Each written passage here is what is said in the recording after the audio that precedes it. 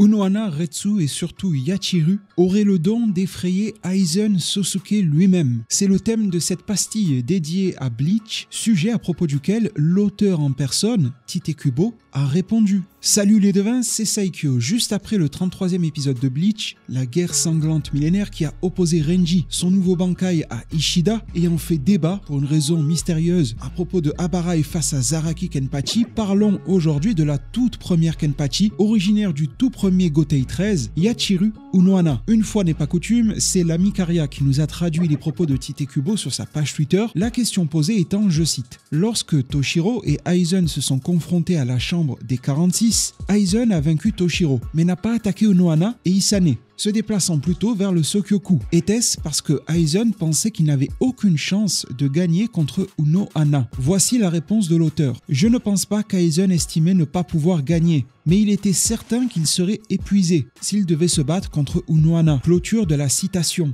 Selon l'auteur, Aizen s'estimait gagnant. On peut étirer les propos si on le souhaite en se disant que c'est l'auteur qui répond, donc si Aizen se sait gagnant, probablement que Tite Kubo le mettait gagnant également, obtenant une victoire difficile, ressortant épuisé de ce combat. Ce qui veut dire que malgré Kyoka Suigetsu et les illusions qui l'accompagnent, ça n'aurait pas été une tâche aisée de venir à bout de Unohana. En tout premier lieu, il faut recadrer l'état dans lequel ces deux personnages se trouvent. Unohana, hormis les limitations qu'elle s'impose elle-même, est en théorie au maximum, égale à ce que l'on a vu d'elle durant la guerre sanglante millénaire lorsqu'elle laisse ressortir son côté Kenpachi, celle qui a utilisé son Bankai Minazuki face à Zaraki. Du côté de Aizen, c'est loin d'être sa version maximale. Certes, il peut défoncer Itsugaya Toshiro, mais il ne faut pas non plus l'idéaliser, surtout pas à ce moment-là de l'histoire, avec sa paire de lunettes et sa coupe avant qu'il ne se la joue beau gosse. Et dans ce cadre-là, il y a deux choses principales à retenir. Aizen n'a pas le Hogyoku, d'où le fait, comme le dit la personne qui a interrogé Tite Kubo, qu'il préfère se diriger directement vers le Sokyoku, lieu de punition / sacrifice de Rukia Kuchiki, dont l'objectif était pour Aizen d'extraire le Hogyoku, qui était scellé en elle. Toutes les évolutions d'Aizen à la fin de l'arc Arrancar ne sont pas de mise ici.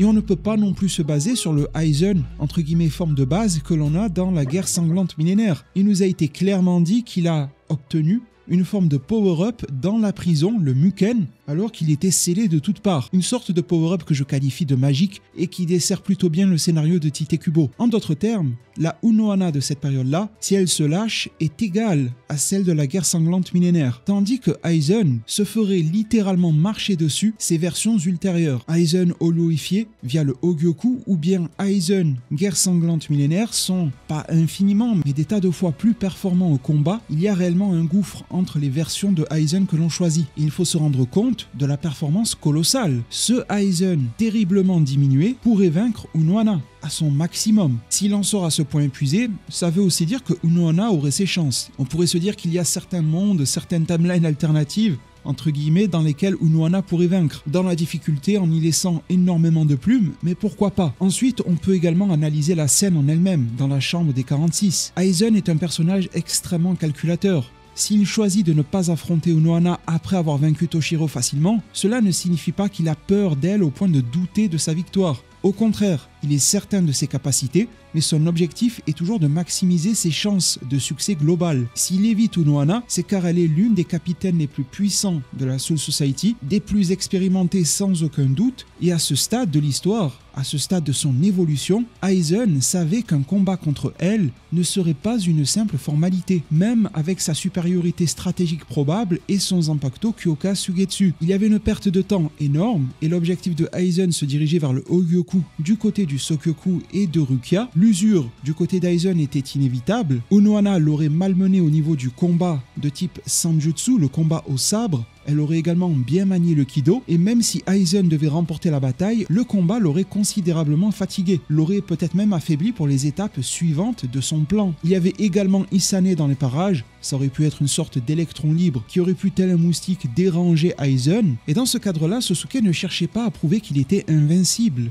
ou le plus puissant de toute la Soul Society, mais à atteindre ses objectifs avec un minimum de complications. Aller au Sokyoku faisait partie de son plan global, et engager un combat risqué, de surcroît inutile avec Unohana, aurait pu le ralentir ou compromettre sa stratégie. En résumé, ce n'est pas vraiment une question de peur de la part de Aizen, mais de priorité. Aizen savait qu'il n'avait rien à gagner à affronter Unohana. Cela souligne à la fois son intelligence tactique et le respect implicite qu'il avait pour la force d'Unohana. Ça met en lumière la construction des personnages de la part de Tite Kubo. Chaque décision a du sens dans le cadre de leur personnalité ainsi que de leurs objectifs. Le fait qu'Unohana soit issu des 13 sanguinaires est aussi une grosse problématique. La première Kenpachi, fondatrice du Gotei 13, si Aizen avait conscience de cela, il est fort probable qu'il le soit au vu de sa connaissance approfondie de la Soul Society. Cela aurait renforcé sa prudence. Elle est la véritable Kenpachi, elle a une soif de combat refoulée, une fois relâchée et dévorante, et elle a une mentalité de guerrière qui la rend imprévisible. Elle est un danger psychologique pour Aizen,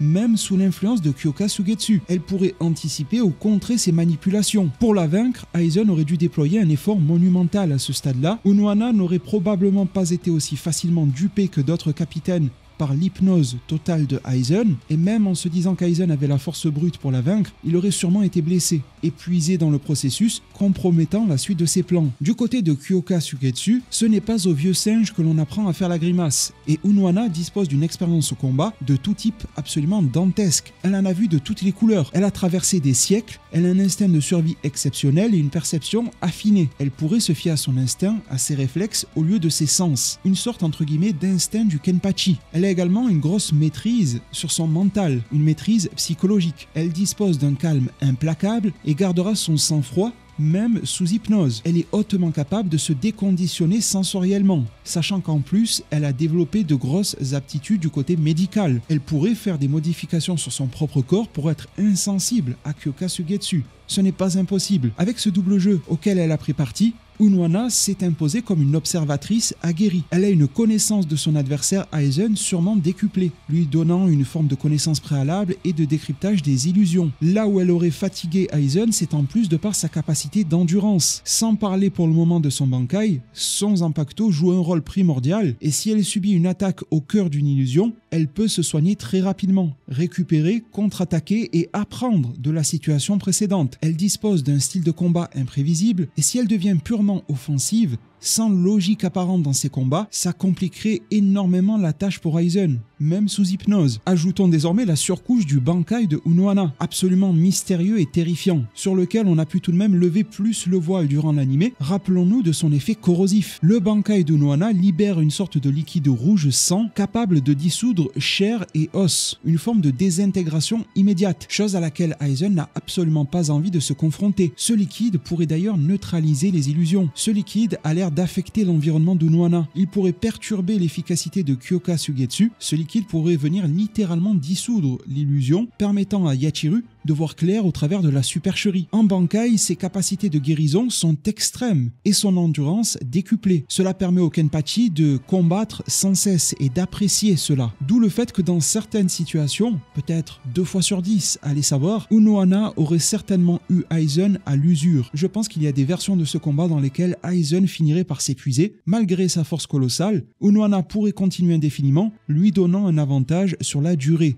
Rappelons-nous que Unohana dispose également d'impact psychologique. Son Bankai ne génère pas forcément d'illusions, mais bon, je trouve que ça s'y apparente un petit peu. La vue de tout ce liquide rouge sang, cette ambiance oppressante qu'il génère, pourrait déstabiliser un adversaire, même Aizen. Ça perturbe l'esprit et c'est également un combat psychologique qui se formerait entre les deux pour voir lequel pourrait prendre l'ascendant sur l'autre. Le Bankai de Unohana décuple l'agressivité de son style de combat. De base, elle est brutale et sans concession, et elle devient beaucoup plus létale une fois le Bankai activé. Les zones de danger sont multipliées et déstabilisent son adversaire, le forçant à se réadapter à la situation continuellement. L'environnement ne cesse d'évoluer. Ce serait donc un affrontement au-delà des limites, jusqu'à la mort. En définitive, malgré la manière dont il est amoindri à ce stade-là, relativement à ses évolutions futures, Aizen aurait la victoire dans la majorité des cas, mais si Unohana Retsu bascule à Yachiru, elle aurait tout de même ses chances. Ce serait la confrontation de 2 monstres de la Soul Society, Yachiru étant une force de la nature, la première Kenpachi, et Aizen le planificateur, un monstre en devenir, qui au plus bas de sa forme pourrait vaincre l'une des plus hautes instances de la Soul Society. Cette réponse de Tite Kubo me paraît faire totalement sens, ce qui en dit long sur les capacités des capitaines à vaincre ce Aizen. Ils avaient, et pour certains ont encore, beaucoup de retard sur lui. Regardez le temps qu'il a fallu à Zaraki Kenpachi pour dépasser